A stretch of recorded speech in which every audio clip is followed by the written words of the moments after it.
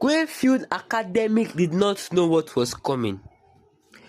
The morning arrived with the same confidence it always carried. The gates opened. Students streamed into the compound in green uniforms, white shirts, and gold ties. Laughter crossed the courtyard. Shoes struck the tiled walkways. Teachers moved with purpose, carrying books beneath their arms as the first bell waited impatiently for everyone to settle. Nothing looked wrong. That was what made it frightening. By mid-morning, the school had returned to its usual rhythm. Lessons, notes, whispers. The occasional laughter that teacher pretended not to hear. And yet, somewhere beneath all of it, something was changing. A student named Daniel sat near the window of his classroom, staring outside. His classmates were taking notes. Daniel wasn't. His eyes remained fixed on the far end of the compound, where an old corridor disappeared behind the administrative building. He had noticed something there earlier. He could not explain. Something he had decided was better left alone. The bell rang for break. Chairs moved. Voices rose. The classrooms empty. Daniel remained seated for a moment longer. Then he stood up. He walked into the corridor. Then the school was suddenly louder than before. But somehow, he felt completely alone.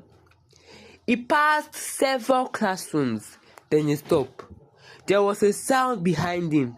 He turned. Nothing. Daniel frowned. He continued. A few steps later, he noticed something lying on the floor. He bent down and picked it up. It was a small personal item. He recognized it immediately. His expression hardened. No! He looked towards the corridor. For the first time that morning, Daniel was afraid. He hurried away. By afternoon, Greenfield Academic was beginning to empty. Students packed their books. Teachers dismissed their classes. The noise gradually disappeared, leaving behind the strange stillness that follows a crowded day. Daniel was still there. He walked towards the same building. This time, he wasn't looking for answers. He was looking for someone. He reached the door. It was opened. Daniel stopped. His hand remained suspended beside the handle. Something inside him said to walk away. He didn't. He pushed the door open and then he saw it. Daniel froze. Whatever confidence that had carried him through the corridor vanished. He stepped backward. His lips parted, but no words came. Then he ran. His voice tore through the quiet school. Help! Help! Help! Doors opened. Teachers rushed into the corridor. Students followed. Within seconds, the silence was gone.